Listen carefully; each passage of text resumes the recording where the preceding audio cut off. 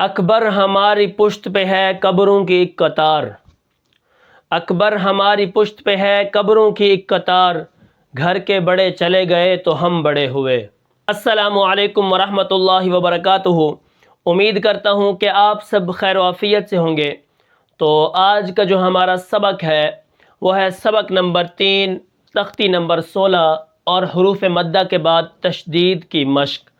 جیسا کہ آپ کو معلوم ہے کہ ہمارا جو سبق کا سلسلہ ہے وہ نورانی قاعدہ تختی نمبر 16 یعنی آخری تختی کے مراحل میں ہے۔ تو کل جو ہمارا سبق تھا اس کے اندر ہم نے کیا پڑھا تھا؟ اس کے اندر ہم نے پڑھا تھا کہ ضالن اور اتحاجونی جیسے کلمات ہیں جن کے پہلے کیا ہوتی ہے؟ مد ہوتی ہے اور اس کے بعد تشدید ہوتی ہے، یعنی پہلے حروف مدہ ہوتا ہے اور اس کے بعد اگر تشدید آ جائے تو ان حرفوں کو کیسے پڑھیں گے۔ تو کل جو ہمارے کلمات تھے وہ چند کلمات تھے، تو آج جو ہمارے کلمات ہیں وہ تختی کے آخری کلمات ہیں، یعنی ایسے کلمات 1 2 3 4، یعنی آج جو ہمارے 4 کلمات ہیں اس کے اندر صرف میں آپ کو یہ بتاؤں گا کہ حرکات کسے کہتے ہیں، کھڑی حرکات کسے کہتے ہیں، مد لازم یہاں پر کون سی ہے، حروف مدہ یہاں پہ کون سے ہیں، جزم کسے کہتے ہیں، اسی طرح تشدید کسے کہتے ہیں، مد متصل کسے کہتے ہیں اور وقف بالابدال کسے کہتے ہیں۔ اور آپ کے ذہن میں ایک ایسا سوال آ رہا ہوگا کہ ان حرکات کا، کھڑی حرکات کا، مد لازم کا، حروف مدہ کا ہم شروع سے پڑھتے آ رہے ہیں اور اس کو بھی آپ ابھی تک ساتھ لے کر جا رہے ہیں، تو اس کا کیا مقصد ہے؟ تو یہاں پر آج ہم کیا کریں گے، اس کے اندر ڈھونڈیں گے کہ حرکات کون سی ہوتی ہیں، کھڑی حرکات کون سی ہوتی ہیں، مد لازم کون سی ہوتی ہے، مد متصل کون سی ہوتی ہے، اور اسی طرح حروف مدہ کہاں ہوتے ہیں، ان کی نشانیاں کیا کیا ہیں، اسی طرح جزم کہاں ہوتی ہے، کس طرح پڑھی جاتی ہے، اس طرح وقف بالابدال کیا ہوتا ہے، وقف بالاسکان کیا ہوتا ہے، وقف بالاشمام کیا ہوتا ہے، وقف بالروم کیا ہوتا ہے اور وقف بالسکون کیا ہوتا ہے۔ تو آج یہ چیزیں میں آپ کو ان کلمات کے اندر بتانے والا ہوں۔ تو سب سے پہلے جو ہمارا کلمہ ہے وہ ہے وَلَا تَحَاضُّونَ، جو سورۃ الماعون کے اندر ہے، ٹھیک ہے۔ اب یہاں پر دیکھیں وَلَا تَحَاضُّونَ، اب اس کے ہجے کس طرح ہوں گے، ہم اس کو کس طرح پڑھیں گے، ٹھیک ہے۔ واو زبر و، لام الف زبر لا، ولا، تا زبر تا، ولا تا، حا کھڑا زبر مد، ضاد حا، ضاد واو پیش ضو، ولا تحاضوا، نون زبر نا، ولا تحاضون۔ اب یہاں پر میں نے آپ کو اس حرف کے ہجے کر کے بتائے ہیں، اب ان کے اندر ڈھونڈتے ہیں کہ ان الفاظ کے اندر کہاں کہاں پر کون کون سی چیزیں پائی گئی ہیں۔ اب یہاں پر دیکھیں واو کے اوپر کیا ہے، ٹھیک ہے۔ اب یہاں پر آپ کو نظر آ رہا ہوگا جیسے میں نے آپ کو پہلے بتایا کہ حرکات 3 ہیں، زبر زیر پیش، ٹھیک ہے۔ سب سے پہلے میں حرکات کی ہی بات کروں گا۔ حرکات کس طرح ہیں؟ زبر زیر پیش، ٹھیک ہے۔ حرکات کبھی اوپر کبھی نیچے لگتی ہیں، ٹھیک ہے، مطلب زبر ہمیشہ حرف کے اوپر ہوتا ہے، زیر ہمیشہ حرف کے نیچے ہوتی ہے اور پیش ہمیشہ حرف کے اوپر ہوتی ہے لیکن مڑی ہوئی ہوتی ہے۔ لیکن یہاں پر اگر ہم دیکھیں واو کے اوپر ہے، زبر ہے، تو یہاں پر ہم اس کو کیا کہیں گے؟ بھئی یہ زبر ہے اور اس کو حرکات کہتے ہیں، زبر زیر پیش کو کیا کہتے ہیں؟ حرکات کہتے ہیں، ٹھیک ہے۔ اب واو کے اوپر زبر آ گئی، یہ حرکت والا حرف ہو گیا، یعنی اس کو ہم متحرک کہیں گے۔ اس کے بعد لام الف زبر لا، اب اس کو میں ایک الف کے برابر کھینچ کر پڑھوں گا اور آگے میں الف کا نام لے رہا ہوں، الف ساکن ہو پیچھے زبر ہو تو اس کو کہتے ہیں کہ وہ الف مدہ ہے، ٹھیک ہے۔ اب یہاں پر اگر حروف مدہ کی بات کی جائے تو حروف مدہ 3 ہیں، الف مدہ، واو مدہ یا مدہ، کہ الف ساکن ہو اس سے پہلے زبر ہو تو وہ الف مدہ ہوتا ہے، واو ساکن ہو اس سے پہلے پیش ہو وہ واو مدہ ہوتی ہے، اور اسی طرح یا ساکن ہو پیچھے زیر ہو تو وہ یا مدہ ہوتی ہے۔ اب یہاں پر کون سا مدہ حروف آ گیا؟ الف مدہ۔ اب کیا کریں گے ہم؟ ولا، ٹھیک ہے۔ اب تا کے اوپر زبر ہے کیونکہ اوپر ہے، اگر نیچے ہوتی تو یہ زیر ہوتی۔ اس کے بعد ہا کے اوپر کھڑا زبر ہے، کھڑا زبر کے بعد یہ حروف مدہ کے قائم مقام ہے، یعنی با الف زبر با، با کھڑا زبر با، یہ اس کے قائم مقام ہے، یعنی حروف مدہ اور کھڑا زبر ایک ہی چیز ہے، ٹھیک ہے۔ اب کھڑا زبر کے بعد لاد کے اوپر تشدید ہے، تو میں اس کو ہا کو لاد کے ساتھ ملاؤں گا، کیونکہ لاد جو ہے اس کے اوپر تشدید ہے، اور تشدید والا حرف پیچھے والے حرف کے ساتھ مل کر پڑھا جاتا ہے، جیسا کہ یہاں پر میں نے تشدید لکھا ہوا ہے۔ تشدید کیا ہے؟ پیچھے والے حرف کے ساتھ مل کر پڑھا جاتا ہے، جیسے وَلَا تَحَاضُّوا، اب آگے والے حرف کے ساتھ بھی مل کر اس لیے پڑھا جا رہا ہے کیونکہ جب جزم ہے، جزم کا دوسرا نام سکون ہے، اور جو سکون ہوتا ہے وہ بھی پیچھے والے حرف کے ساتھ مل کر پڑھا جاتا ہے، یعنی یہ جو جزم ہے اس کو ہم پیچھے والے حرف کے ساتھ ملا کر پڑھیں گے، لاد واو پیش وو۔ اگر ہم واو کو لاد کے ساتھ نہیں ملائیں گے تو یہ واو ایک ہی جگہ پہ رہے گا، آگے پیچھے نہیں پڑھا جائے گا، کیونکہ جزم کا دوسرا نام سکون ہے، اور سکون کا مطلب ساکن ہوتا ہے، رکا ہوا، ٹھیک ہے۔ اگر اس کے پیچھے حرکت والا حرف نہیں ہوگا تو وہ نہیں پڑھا جائے گا۔ اب وَلَا تَحَاضُّوا، اب یہ واو ساکن ہو پیچھے پیش ہو تو واو مدہ ہو گیا، وَلَا تَحَاضُّوا، نون زبر نہ، وَلَا تَحَاضُّونَ، نون کے اوپر زبر ہے کیونکہ حرف کے اوپر ہے۔ اس کے بعد آگے دیکھیں یہاں پر وَلَا تَحَاضُّونَ، اب یہاں پر میں نے وقف کیا، نون کو ساکن کر دیا، ٹھیک ہے، وَلَا تَحَاضُّونَ۔ اب یہاں پر یہ جو وقف ہے اس کو وقف بالاسکان کہتے ہیں۔ وقف بالاسکان کا مطلب ہوتا ہے کہ جو پہلے سے ساکن نہ ہو، اور وہ 5 حالتیں ہیں جس کے اندر پہلے سے ساکن نہ ہو اس کو ساکن کیا جاتا ہے، ایک زبر، ایک زیر، ایک پیش، 2 زیر، 2 پیش۔ جب یہ آخری حرف پر آئیں گے تو اس کے اوپر وقف بالاسکان ہوگا۔ اس کے بعد جو ہمارا کلمہ ہے وہ ہے والصافات۔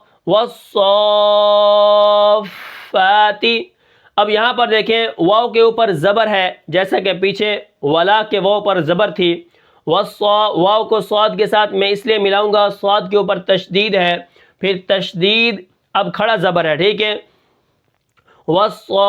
صاد کھڑا زبر مد فا، صافا کھڑا زبر فا، والصافا تا زیر تی، والصافاتی،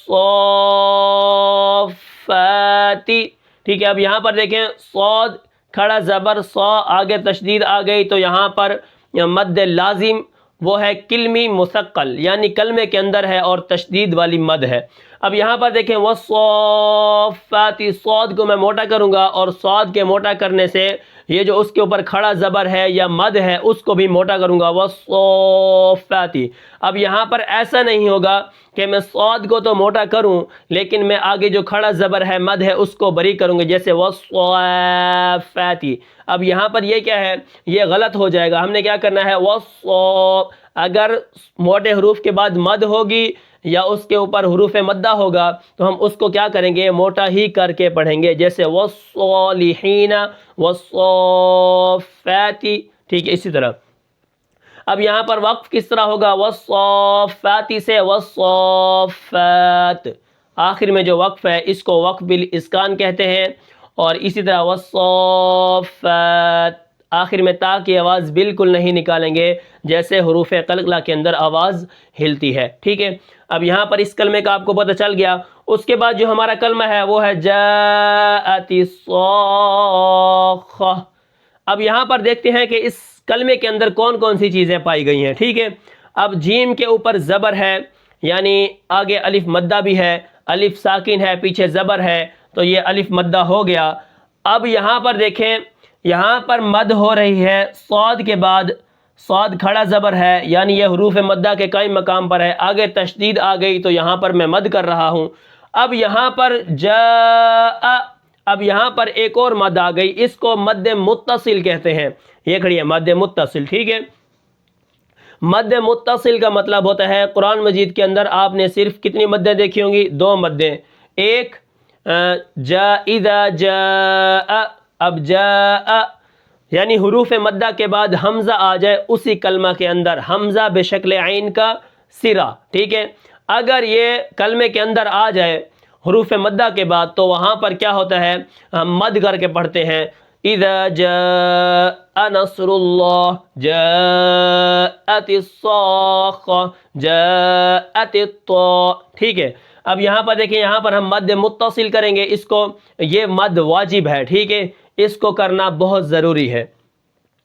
اب یہاں پر دیکھیں، جاء حمزہ زبرہ، جاء، تا صاد زیر تس صاد، الف زبر مد، خا صاخہ زبر خا، فَإِذَا جَاءَتِ الصَّاخَّةُ، تا پیش تو، فَإِذَا جَاءَتِ الصَّاخَّةُ،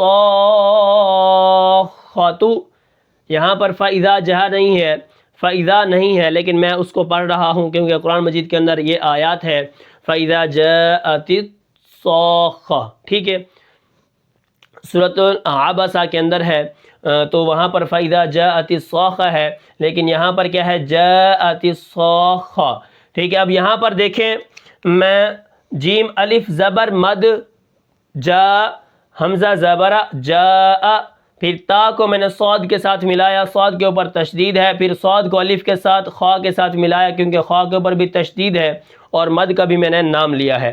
اب کیا بنا، جاءت الصاخۃ، ٹھیک ہے۔ اب یہاں پر اگر میں وقف کروں تو جاءت الصاخہ، آخر میں جو تا ہے وہ ہا کی شکل میں تبدیل ہو جائے گی، اس تبدیل کرنے کو وقف بالابدال کہتے ہیں۔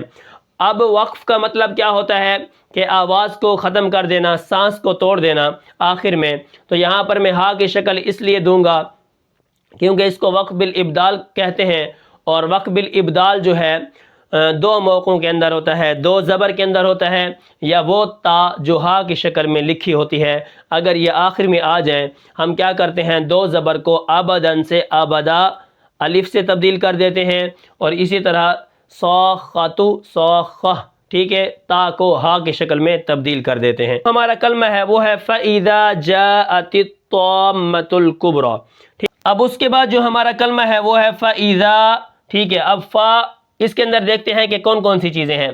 اب فا کے اوپر کیا ہے، زبر ہے، اسی طرح الف کے نیچے زیر ہے۔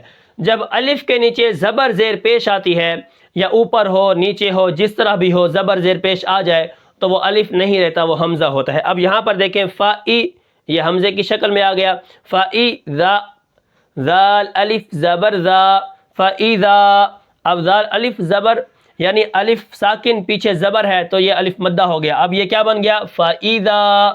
اب جیم الف زبر مد، جا حمزہ زبرہ، جاء، تا طا زیر تت، طا الف زبر مد، میم طا، میم زبر ما، فَإِذَا جَاءَتِ الطَّامَّةُ، تا لام پیش تل، فَإِذَا جَاءَتِ الطَّامَّةُ الْكَافُ، با پیش کب، را کھڑا زبر را، فَإِذَا جَاءَتِ الطَّامَّةُ الْكُبْرَى۔ تو اب یہاں پر دیکھیں، جیم الف زبر مد، یہاں پر مد آ گئی کس لیے، کیونکہ آگے حمزہ آ گیا عین کی شکل والا، تو یہاں پر دیکھیں جاء، یہاں پر مد متصل ہے، ہم اس کو کیا کریں گے، 4 الف 5 الف کھینچ کر پڑھیں گے، اور یہ مد واجب ہے۔ اب تا کو طا کے ساتھ ملانا ہے ان کی آوازوں میں، فَإِذَا جَاءَ، طا تا، تا طا زیر تت، طا الف زبر مد، میم طا، میم زبر ما، ٹھیک ہے۔ فَإِذَا جَاءَتِ الطَّا، پھر اس طا کو موٹا کریں گے، اور یہ مد بھی کیا ہے، ساتھ ہی موٹی ہو جائے گی، فَإِذَا جَاءَتِ الطَّامَّةُ، میم زبر ما، ٹھیک ہے، فَإِذَا جَاءَتِ الطَّامَّةُ۔ اب تا کے اوپر پیش ہے تو تا کو میں لام کے ساتھ ملا کر پڑھوں گا، کیونکہ لام کے اوپر کیا ہے، جزم ہے، جزم کا دوسرا نام سکون ہے، اور جو سکون ہوتا ہے وہ پیچھے والے حرف کے ساتھ مل کر پڑھا جاتا ہے۔ فَإِذَا جَاءَتِ الطَّامَّةُ، اب یہاں پر جو بیچ میں مد ہے اس کو مد لازم کہتے ہیں.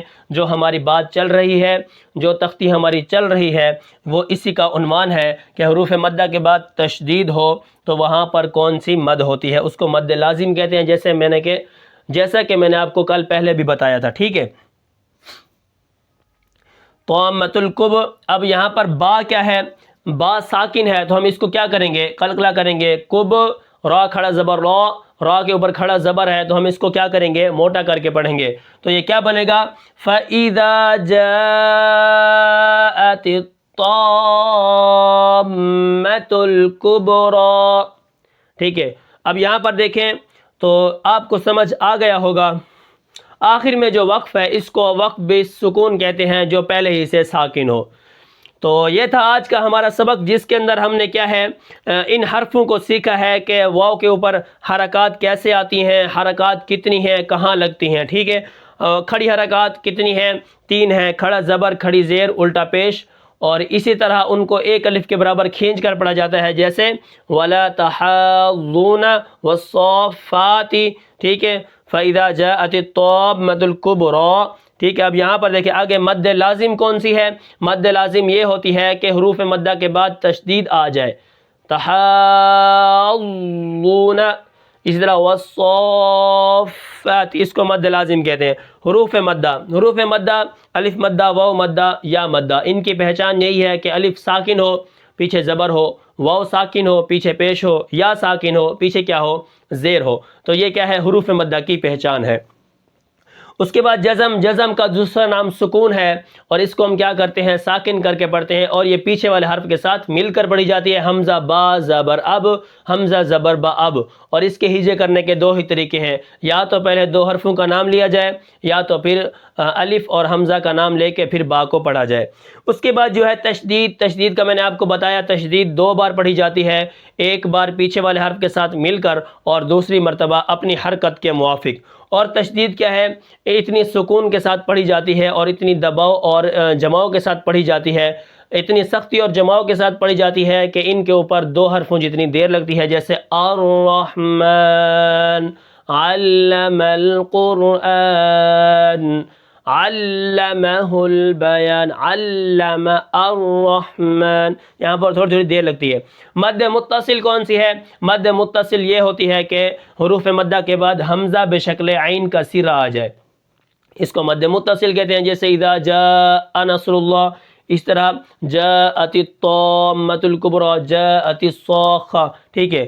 تو اس کے بعد کیا ہے؟ وقف بالابدال 2 موقعوں کے اندر ہوتا ہے، یا تو تا ہو ہا کی شکل میں، یا ابدن سے ابدا آخر میں 2 زبر ہوں تو اس کے اندر وقف بالابدال ہوتا ہے. ٹھیک ہے. وقف بالابدال کا مطلب ہوتا ہے بدلنا. یہاں پر ہم نے تا کو ہا کے ساتھ بدل دیا، اور وہاں پر ہم نے 2 زبر کو الف کے ساتھ بدل دیا. تو میں امید کرتا ہوں کہ آپ کو یہ سبق سمجھ آیا ہوگا، اور یہ سبق نورانی قاعدہ تختی نمبر 16 یعنی آخری تختی کا آخری سبق ہے. اس کے بعد آگے ہے اجراء اور قواعد، جس کے اندر جزاء الملائکۃ سے لے کر نورانی قاعدہ کے آخری جو قواعد ہیں وہ ہم انشاءاللہ کل پڑھیں گے. اور اس کے اندر میں آپ کو بتاؤں گا کہ اس قاعدے کا جو مکمل پیچھے ہم پڑھ چکے ہیں کہ اس کے اندر ہم نے کیا کیا پڑھا ہے اور کیا کیا چیزیں آئی تھی، اور یہاں پر ہم نے کس طرح حرفوں کی پہچان کرنی ہے اور کس طرح ہجے کرنے ہیں، اور ہم نے قرآن کو کس طرح سیکھنا ہے اور اس قرآن کو کس طرح اچھا پڑھنا ہے. تو میں امید کرتا ہوں کہ آپ کو یہ سبق سمجھ آیا ہوگا. پھر ملتے ہیں انشاءاللہ اگلے سبق میں، تب تک کے لیے مجھے اجازت دیجیے. اللہ حافظ.